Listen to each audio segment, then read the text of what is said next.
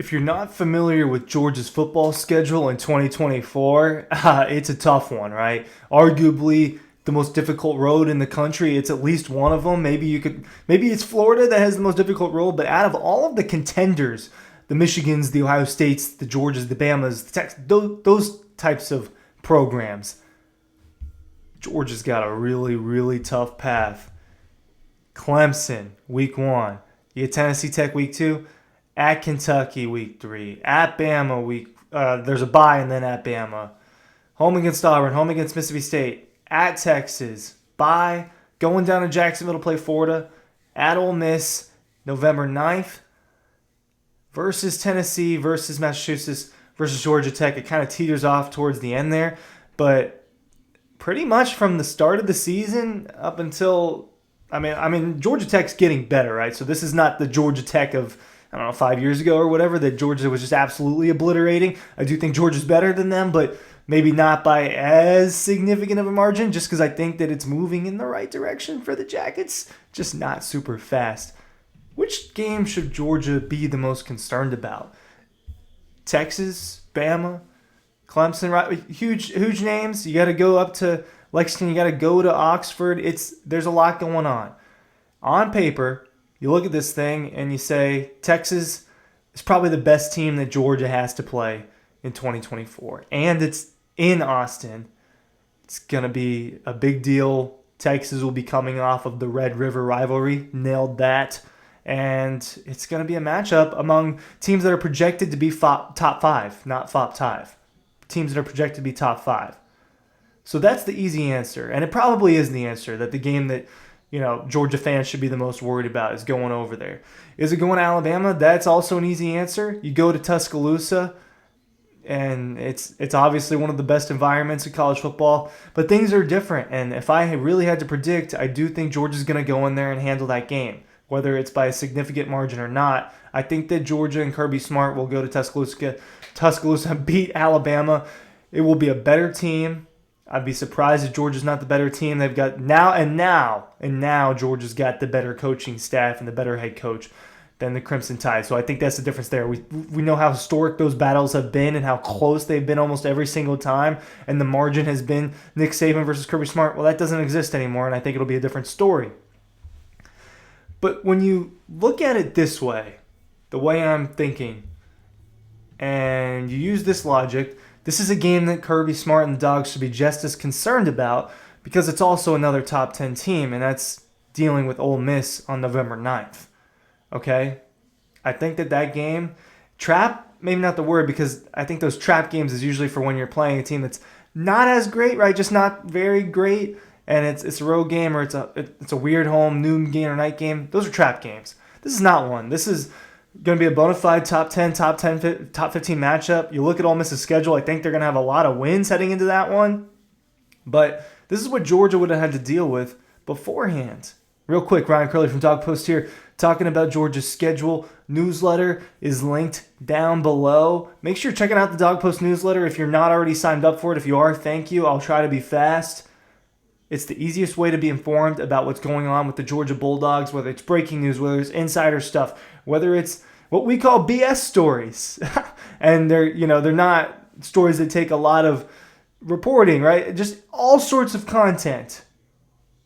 We push that out to you every single day. Make sure you are checking that out. It's the best way to be tapped in as a Georgia fan. You'll have to play Clemson. They'll have to play Clemson, so they would have already went through probably a ranked matchup. I think Georgia wins that game, obviously. But you've got 3 big road trips, and then if you add another one in Florida, because that's a road trip as well, against its rival, biggest game, right? Biggest game of the year, whether it's the biggest game of the year or not, in terms of competition, Georgia would have had 5 big trips, and they would have had some emotional games and potentially a loss. Right? I'm not predicting that Georgia's going to lose to Alabama or Texas right now. I think it's very possible Georgia gets through this thing 12-0 and finishes the regular season 12-0 for 4 straight times. Is that unheard of? I think it might be. But when you think about how good Ole Miss is going to be, got some good transfers, got one of the best transfers in Walter Nolan. They're trying to beef up that defense a little bit. You lose a Quinshon Judkins, and he was obviously a difference maker for them and one of their best players from the last 2 years. And he leaves and he goes to Ohio State. Well, he's gone, and that's what it is. But they still have one of the longer tenured quarterbacks college football, one of the better quarterbacks college football in Jackson Dart. Even if I don't think Jackson Dart is super special, Jackson Dart is still a very good college football quarterback, and Lane Kiffin in that Ole Miss offense is not to be messed with and can put up 50 on a lot of teams. Can it put up 50 on Georgia? Probably not. But this will be a home game at Oxford where Georgia's coming off a week where you had that emotional game against Florida. Right? It's a week removed from that, and then they'll have to go to Oxford.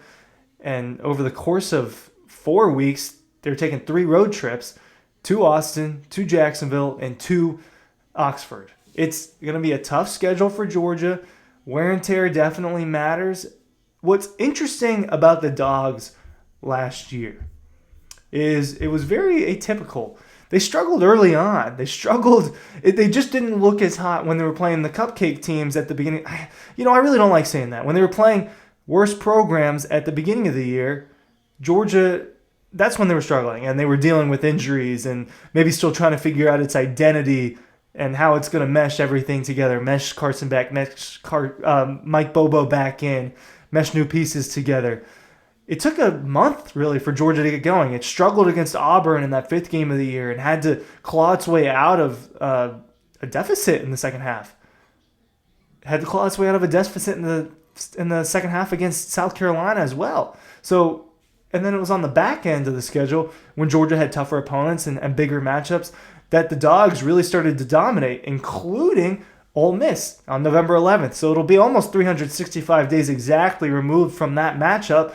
This time Georgia going to Oxford for that game. My biggest point in this video is, and I think that there are a lot of Georgia fans that probably look at it this way, is, and Kirby definitely does, is that every matchup matters. They're going to prepare for every matchup the same way.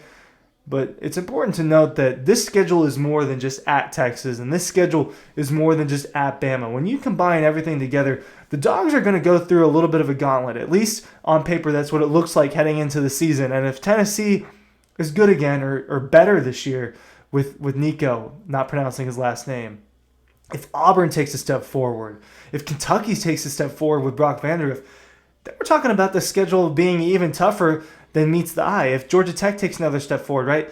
It's not like they're just, Tennessee Tech and Massachusetts are the only gimmies on this thing. And then you're playing SEC teams and you're playing Clemson and Georgia Tech, right? Now, Georgia should, because it is better than all these, if not all of them, it's better than most of them. But I think Georgia's entering this thing as the best team in the country. Just don't sleep on any of these games. And it's kind of my point too, is the SEC is starting to level out a little bit at the top. Missouri's making some noise. LSU's obviously always going to make some noise. Now you've got Texas and Oklahoma mixed into this thing. I think that the contenders this year may be surprising. I think Ole Miss, look at their schedule. I've got it pulled up.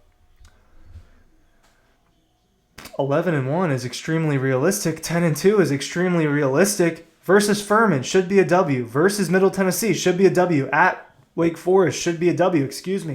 Versus Georgia Southern should be a W. I'm going to chalk up versus Kentucky at home to be a W. I think at South Carolina is a W. At LSU, I don't know. All right, that one's the 50-50 toss-up to me. Versus Oklahoma, I think that'll be a W. At Arkansas, I think that'll be a W. Versus Georgia, that's your other question mark. I'm going to probably say that's a loss and favor Georgia in that one. At Florida, I think Ole Miss wins that game. Versus Miss State, I think Ole Miss wins that game. We're talking about another 10-2 season for Ole Miss or 11 wins. Playoff contender. And when you can sniff the playoff, it's a motivator. So I think this Ole Miss team is going to be really good. And I think it's going to be a tough one for Georgia. Will it be the toughest matchup? It's not exactly what I'm saying. What I'm saying is not to sleep on this one because they would have already gone through a lot to get to that point to Oxford where the Dogs and the Rebels match up. Make sure you're paying attention to that one. It's going to be a fun year for the Dogs.